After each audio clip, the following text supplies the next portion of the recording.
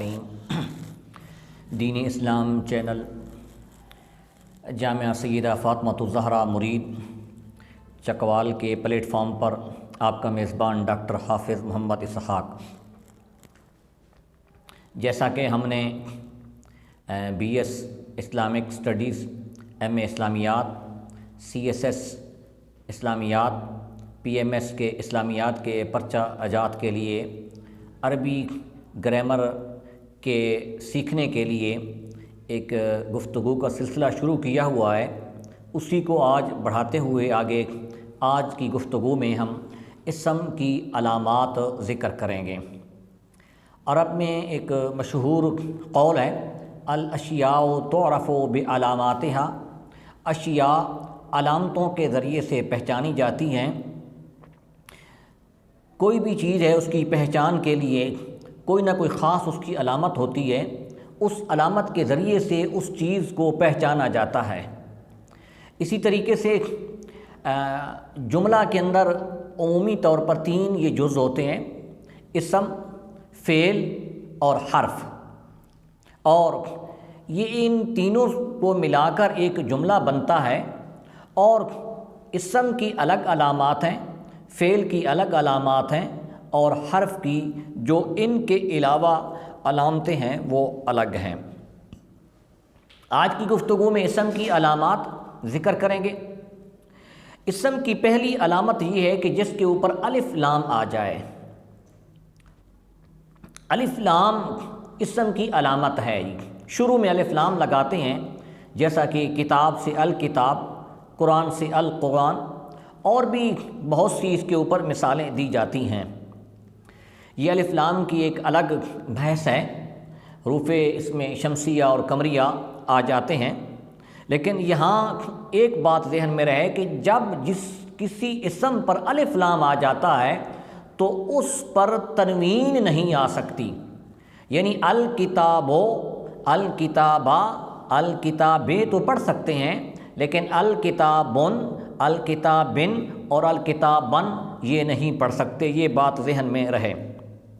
دوسری اسم کی علامات میں سے ایک علامت یہ ہے کہ حروف جار اس پر داخل ہو۔ حروف جارہ 17 ہیں، باء، تاء، کاف، واو، لام، منز، منزقلہ، یہ 17 حروف جارہ ہیں۔ انشاءاللہ آگے ہم جا کر اس کی ایک الگ جو ہے ویڈیو بنائیں گے۔ تو حروف جار جس اسم پر داخل ہوتا ہے تو وہ اپنے اسم کو مجرور کر دیتا ہے، اس کے اوپر جر آ جاتی ہے۔ جر کو دوسرے الفاظ میں زیر کہتے ہیں کہ جس کے اوپر زیر آ جائے۔ اب درس لفظ ہے فی درسن، فی پاکستانہ، تو اس طرز کے فی کے داخل ہونے کی وجہ سے اس پر جر آتا ہے۔ تو جس حرف پر، جس اسم پر حروف جارہ آ جائے تو وہ بھی اسم ہے۔ جس کے آخر میں تنوین ہو وہ بھی ایک اسم کی علامت ہے۔ یہ بھی ہو سکتا ہے کہ یہ بات ذہن میں رہے کہ اسم کی علامات میں سے 2-3 علامتیں اکٹھی بھی ہو سکتی ہیں۔ مثال کے طور پر حروف جارہ بھی کسی اسم پر داخل ہو، یہ بھی ایک علامت ہے، اور اس اسم کے آخر میں تنوین بھی آ جائے۔ تنوین 2 زبر، 2 زیر اور 2 پیش کو کہا جاتا ہے، جیسا کہ شاجارون، شاجارین اور شاجارون، یہ جو 2 زبر 2 زیر اس کو تنوین کہا جاتا ہے، یہ بھی اسم کی علامات میں سے ہیں۔ جی کبھی بھی فعل کے اوپر 2 زبر 2 زیر 2 پیش آخر میں نہیں آتے۔ یضربو مثال کے طور پر فعل ہے، یضربون، یہ نہیں آ سکتا۔ اسی طریقے سے اسم کی علامات میں سے مضاعف ہو۔ جی مضاعف 2 جملوں کو، 2 کلمات کو آپس میں ملانے کے لیے، ان کے درمیان اضافت والا معنی پیدا کرنے کے لیے، غصن و شجرن۔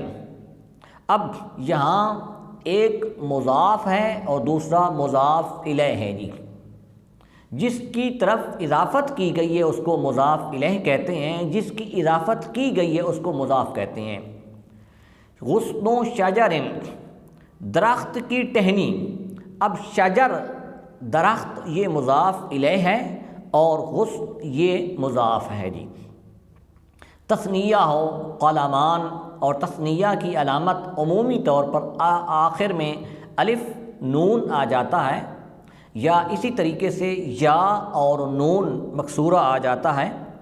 جمع ہو قلم سے اقلام، شجر سے اشجار، یہ جمع کی آگے بہت سی قسمیں ہیں، اور ہم بلکہ یہ ہمارے یوٹیوب چینل کے اوپر اس کی ویڈیوز ریکارڈ ہو چکی ہیں، جمع مکسر اور جمع سالم، اور اسی طریقے سے اس کی آگے بھی اقسام ہیں، تو وہ اگر جمع کی ڈیٹیل دیکھنی ہو تو وہ جمع مکسر اور جمع سالم کی ویڈیو دیکھیں۔ اور اسم کی جو 7ویں علامت ہے اس کے آخر میں یائے نسبت ہو مشدد ہو، نسبت یا مکہ ہے مکیون،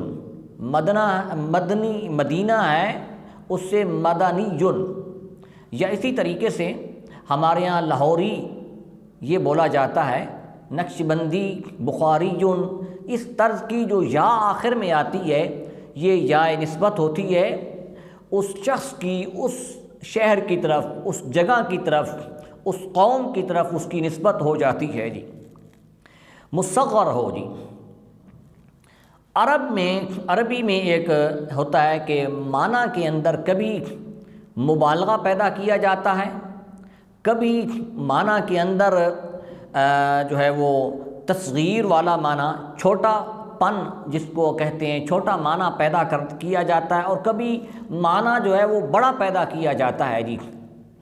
تو مصغر جس معنی میں چھوٹا پن ظاہر کرنا ہو اس کو مصغر بولتے ہیں، مکبر جس کو بڑا پیش کرنا ہو، بڑے یعنی لب و لہجہ کے ساتھ اور اس کا بڑا مفہوم پیش کرنا ہو تو اس کو مکبر بولا جاتا ہے۔ مصغر کی مثال جیسا کہ رجیل، رجل بڑے شخص کو کہتے ہیں، مرد کو کہتے ہیں، رجیل اس سے چھوٹے مرد کو کہا جاتا ہے۔ آخر میں تا تانیث گول تا ہو جی، گول تا یہ بھی ایک علامت ہے۔ شجاعتن، شجاعتن یہ تا مؤنث کی بھی علامت ہو سکتی ہے اور ساتھ ساتھ یہ اسم کی بھی علامت ہے، جیسا کہ شجرتن، رحمتن وغیرہ اس قسم کی اور بھی مثالیں ہیں۔ موصوف ہو، یہ بھی مرکب ایک قسم ہوتا ہے جس میں صفت اور موصوف کو اکٹھا کیا جاتا ہے۔ موصوف وہ ہے جس کی صفت بیان کی جائے، جس کی تعریف بیان کی جائے اس کو موصوف، اور جو صفت ہوگی وہ اس کو صفت کہا جاتا ہے۔ یہ صفت اچھی بھی ہو سکتی ہے، بری بھی ہو سکتی ہے۔ تو موصوف ہمیشہ اسم ہوگا، کوئی نہ کوئی چیز ہوگی، کوئی نہ کوئی شخص ہوگا، کوئی نہ کوئی جگہ کا نام ہوگا جس کی فضیلت، اچھائی یا برائی وغیرہ کی صورت میں بیان کی جا رہی ہے، جیسا کہ قلب جمیل، رجل حسین کہ خوبصورت قلم، اور اسی طریقے سے حسین مرد۔ اب قلم کی یہاں صفت تعریف بیان کی جا رہی ہے، اور تعریف کبھی جو ہے وہ بری بھی ہو سکتی ہے، جیسا کہ جاہل ہونا، اسی طریقے سے ان پڑھ ہونا، بدصورت ہونا، یہ سب کی سب یہ صفت کی مثالیں ہیں۔ مسند الیہ ہو، عربی گرامر میں ایک مرکب بنانے کے لیے مبتدا اور خبر ہوتے ہیں، تو اس میں ایک مسند الیہ اور ایک مسند، تو جس جملہ میں مسند الیہ جس کی طرف اسناد کی جائے، مسند جس کو اسناد کیا جاتا ہے، جس لفظ کو یا جس چیز کو، اس کو مسند کہا جاتا ہے، جیسا کہ الغرفۃ واسعۃ میں الغرفہ یہ ایک مسند الیہ یعنی اس کی طرف اسناد کی گئی ہے کہ کمرہ وسیع ہے۔ اب وسعت کی نسبت کی گئی ہے الغرفہ کی طرف، تو الغرفہ مسند الیہ ہوا۔